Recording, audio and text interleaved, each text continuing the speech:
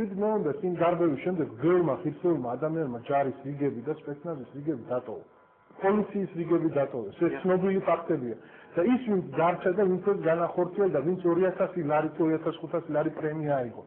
თქვენ გჯერათ რომ აი ესეთი ადამიანები ქვეყნის ტერიტორიულ მთლიანობას აღადგენენ, რომ მათი мотиваცია იქნება სამშობლოს სიყვარული და არა საკუთარი ხალხის ცემაში რომ ფულს აიღებს კაცი. ის რამის გამკეთებელი არის? ამაზე მე ვერ გაკეთებ პასუხი ძალიან უნდა გავაკეთო კომენტარი. რახან ხელისუფლება წარმოადგენს უცხოად მაგიერია თქვენი მოსვლის ამდენად მეტი გეკითხება ცენტრად. მოსაზრებები გავიგე, მართლა ვცდილობ რომ აბსოლუტურად დიალოგი შედგეს ჩვენ შორის და არც შემთხვევაში არ იყოს რაღაცა თქვა აი საზოგადოებისთვის გაუგება და ერთ შემთხვევაში ევროპატია ჩემთვის საკითხს ვაფრთხილ რო არ გავიცი. ხალბატონო ეკამა აღნიშნა რომ 7 აგვისტოს შემოქმედი გახდა მიხეილ სააკაშვილი. ეს არის უმძიმეს და ძალიან თავხედური განცხადება. ძალიან თავხედური. მე არ შემიძლია. მე ხალბატონო ეკას არ ვაყენებ. შევაცხადოთ ხალხის ვამბობ. თვითონ მოსაზრებაზე რომ იმიტომ მე ხშირად მესმის ხოლმე მსგავსი. ხშირად არ ამ ეთერით მესმის ხოლმე, როდესაც ამბობენ 7 აგვისტოს შემოქმედი გახდა მიხეილ სააკაშვილი. ეს არის ყველაზე ბოროტი განზრახვა. მე არ გაგიწერია 7 აგვისტოს მოვლენები. ვინდა არ გაგწოდინებ ხალხს თქვენს მომწონებს. აბსოლუტურად ხახვებრილია რუსეთის მოსაზრება. ლავროვიც ერთერგულნება ჩვენ გვეუბნება დასავლეთში ტრიბუნი და ხალხი ტრიბუნი და 7 აგვისტოს ცენტრაგოსტით თავს გველაპარაკებდნენ და ბრიხოთ ვიყავით რომ რუსეთს გავესწრით თავს.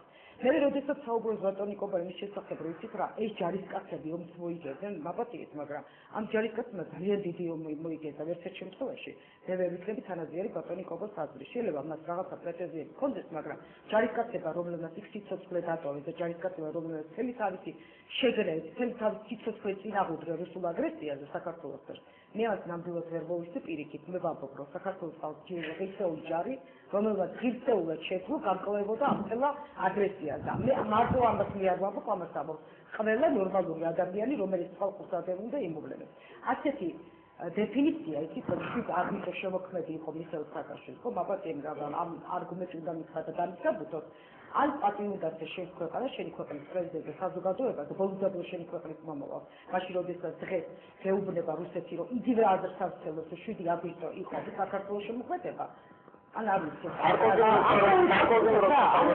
არიქო შეიძლება რა აქვე მოდით ახლა ქვეყნის პატივისცემაზე მოწოდებები ცოტა უხერხულია ეკა თქვენგან მე ვფიქრობ რომ უხერხულია რაც შეეხება ქვეყნის პრეზიდენტთან პატივისცემას ვიტოვებ უფლებას მე თქვენ თუ არ ვცემ ამ ქვეყნის პრეზიდენტს პატივს თქვენ საკუთრებს შეგიძლიათ ეს გამოხატოთ იმ დოზით რა დოზითაც ეს თქვენ გაქვთ რაც შეეხება 7 აგვისტოს ფაქტს ევროსაბჭოს რეზოლუციის მეხუთე პუნქტში სწორედ ეს წერია ჩვენ და საუბედურო და ამას საქართველოს პარლამენტის იმ დელეგაციამ რომელიც აღზრდილი იყო იმ სხდომაზე თავისი ხელმოწერით და დადასტურებით ხმის მიცემით დაადასტურა რომ 7 აგვისტო არის სამხედრო მოქმედებების დაწყების თარიღი ასე არის იგი მიჩნეული და ამაში გადანაშაულებულია ჩვენ და საუბედუროდ ქართული მხარე ამით კიდევ ერთხელ აი პირდაპირ ჩაიწერა რომ ევროსაბჭოს წინაშე ნაკისრი ვალდებულებები დაარღვია საქართველოს მხარემ და სწორედ 7 აგვისტო იქნა მიჩნეული სამხედრო მოქმედებების დაწყების თარიღად ქართული მხარის მიერ ეს არის საფხედური თუ უფრო მძიმე რამ ამის ადრესატი არის ალბათ ქვეყნის ხელისუფლება მე ვფიქრობ რომ ეს კიდევ უფრო მძიმეა ვიდრე თავხედობა კიდევ უფრო მძიმეა ხრა საკითხია რომ რუსეთი ძალიან დიდი ხანია ოცნებობდა ამ მიზნების განხორციელებაზე და საუბედუროდ ქვეყნის ხელისუფლებამ ხელი შეუწყო იმას რომ რუსეთს განეხორციელებინა თავისი ავიზრახები სამხედრო მოქმედებების დაწყები მოგახსენოთ ერთი წუთით ძალიან ცუდია პოლიტიკურ სესში რუსეთის მოსაზრებას შეკითხვა დამისვით და ვიპასუხეთ მე წარმოვადგენ პოლიტიკურ ძალას არის ესეთი და ხალხური ეკაციანობის მე იმცემს ჩვენ არა ვართ პაციფისტები ჩვენ არა ვართ ის ხალხი რომელიც ამბობს რომ ომი საკუთარი მიწის დასაცავად მიუღებელია არსებობენ ასეთი ადამიანები მე მას პატივს ვცემ მაგრამ მე ასეთებს არ გამეკუთვნებ მაგრამ ომი თვითმიზანი არ არის ომი და ოპერაციის ჩატარება კონსტიტუციური რესტრიქციის აღქმისა ხდება იმით რა შედეგებს მიიღებ თუ შენ მიიღებ შედეგს და აღადგენს ეს იქნება სწორი მაგრამ თუ შენ დაკარგა უფრო მეც ვიდრე მანამდე ქონდა ეს არასწორია, რა თქმა უნდა ეს არცია. ეს რომ ასე მოხდა ჩვენ წინასწარ ვაფრთხილებდით რა ნაბიჯები უნდა გადადგმულიყო ხალბატონო ეკა გაიხსენე პირველ სამშვიდობო ძალების სტატუსი აი როდესაც აუმამბების შემდეგ მოიხსნა მხოლოდ წლების განმავლობაში საქართველოს პარლამენტმა შევარდნაძის დროსაც სააკაშვილის დროსაც მიიღო 20 დადგენილება მათ შორის ერთხმაც მიღებული ოპოზიციისა და ხელისუფლების მხრიდან სადაც ეწერა რომ სამშვიდობო ძალებს მიენიჭოს საოკუპაციო ჯარის სტატუსი როგორ შეცვლიდა ეს დღეს ვითარებას წარმოიდგინეთ, როდესაც რუსებს არ ექნებოდა თავარი არგუმენტი, რასაც აკრე. რატომ არის ევროპაში ჩვენთვის საკმაოდ მიუღებელი ლოზუნგი თუ შეფასება, რომ არაპროპორციული ძალის გამოყენება. იმიტომ რომ რუსები ამბობენ, ჩვენი სამშვიდობო ძალა იდგა იქ, როდესაც დაიწყო სროლა, გაიღუპა რამდენიმე ადამიანი და ჩვენ ვალდებული ვიყავით გაგვეცო საკუთარი სამშვიდობოები. და ეს სამშვიდობოები იქ იდგნენ საქართველოს ხელისუფლების ხელმოწერით და მანდატით გაგრძელებით. აი თუნდაც როდესაც პასპორტები დაარიგა პირველად რუსებმა სამაჩაბლოში და აფხაზეთში. მეორე ყველაზე კარგი მომენტი იყო აპრილში, როდესაც იურიდიული პირების ცნო გახსოვთ თქვენ პუტინის დადგენილებით იურიდიული პირები აფხაზეთისა და სამაჩაბლოში გაშვებული იქნა რუსეთში საქმიან ურთიერთობებში, როგორც მოქმედი იურიდიული პირები. ანუ გადაიდგა და მოიხსნა სანქციები. ანექსიისკენ ნაბიჯი გადაიდგა. მაშინ რომ მიიღო საქართველოს ხელისუფლებას სააკაშვილის ერთი ხელმოწერა იყო, მახსოვს ვეხვეწებოდი. ხელი მოაწერე და გააუქმე და დაარქვი ამას მესმის რომ არ გავლენ დაარქვი საოკუპაციო ჯარი ასეთ შემთხვევაში როცა შენ ჯარს მოვა შეტაკება საოკუპაციო ჯართან არის ერთი და მეორე როდესაც შენი ნებართვით თქვია სამშვიდობო ძალა იმას ერთი კაცი რომ რაღაცა გაეკატოს რაღაცა საფუძველი ექნება მოწინააღმდეგეს გითხრას რომ მე ჩემ სამშვიდობოს ვიცავდია ამიტომ მოხდა ევროსაბჭოს რეზოლუციაში წესამბავი და ამიტომ არის ლაპარაკი გაეროში იმის ნაცვლად რომ პირდაპირ იყოს ლაპარაკი რომ ეს არის სამხედრო აგრესია რუსეთისა საქართველოს წინააღმდეგ აგრესია სამართლებრივი ცნება ლაპარაკია ძალის არაპროპორციულ გამოყენებაზე ეს შეცდომა ეს მოსაზრება პასუხს ვაშკარად იმსახურებს ჩემგან ჩვენ უფრო მეტი უფლებაა თეორიულად თემაში მაგრამ დარბაზი არ დაგვეცადოთ მაგრამ ეხლა ისეთი განმარტებები მივიღე რომ მე აბსოლუტურად ვიზიარებ მაშინ ახლა ხონდა გამოხატო რა ჩემი დამოკიდებულება რამდენიმე შეკითხვა დავაგროვე მე ყოფილა რომ ბატონი ყობა ეხოცებოდა ბატონ მისელ სააკაშვილს და ხელი არ მოაწერა და ეს გახდა განსაზღვრელი ომის დაწყება ასე არ გახსოვს ხო საქმე და ჩვენ საზოგადოება არაჩვეულებრივად იცით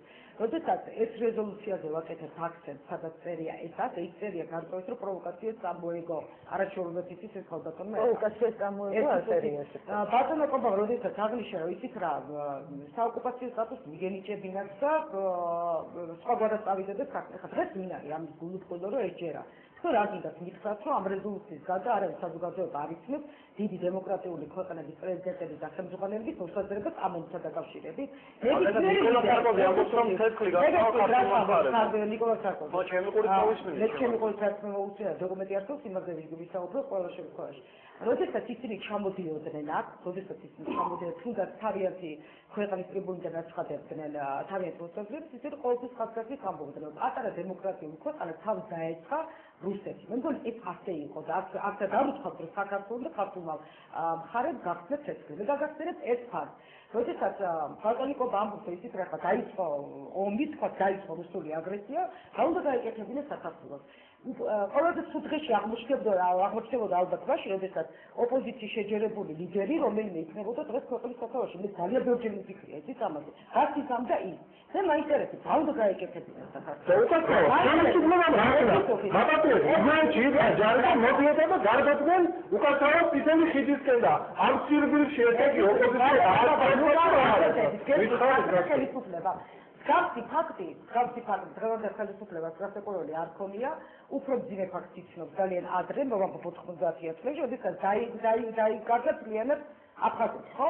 თქვენ გახსოვთ, მთლიანი პოზიცია მსოფლიოში ყველა იყო ძალიან შუმად, არავინ არ აფასებდა ამ მოვლენებს, არავინ არ ამბობდა, რომ საქართველოს კუთვნილ ტერიტორიას ვიღაცა აკრებს.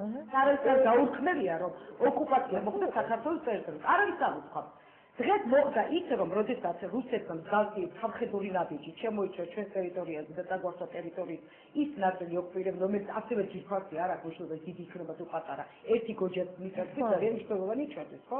დღეს მოხდა ის, რომ მთელი მსოფლიო დგას დავის ხომაგი და არ არის მარტო საქართველოს დღეს იმ ბრძოლაში იმ დიდ იმპერიაზე რასაც რუსეთი იქნება. აი მოკლედ განსხვავება აქვს. მოკლედ ჩამოვაყალიბეთ სათქმელი და რამდენიმე კომენტარი. მოგესალმებით. მე მინდა დავუბრუნდე 7 ნოემბრის თემას. მინდა აღვნიშნო, რომ 7 ნოემბერი საქართველოს ისტორიაში არის ძალიან ძიმე დღე. 7 ნოემბერს ხელისუფლებამ საქართველოს მოსახლეობა სრულს ჩააფუძნა, ეს თვალსაჩინო მინდა ვთქვა.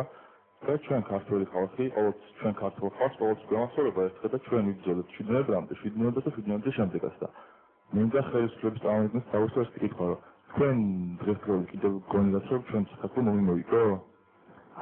პირდაპირ პასუხი არ გინდა თავისუფლებას. უბრალოდ მე ჩავიდი, მაგრამ დავაგროვოთ. არა, მე მეგონი პირდაპირ. მოიგო თუ არა ომი პირველი კითხვა. გადასვენები რა აკეთებს? გამარჯობა, დაჩიცაგურია. მე ესეთი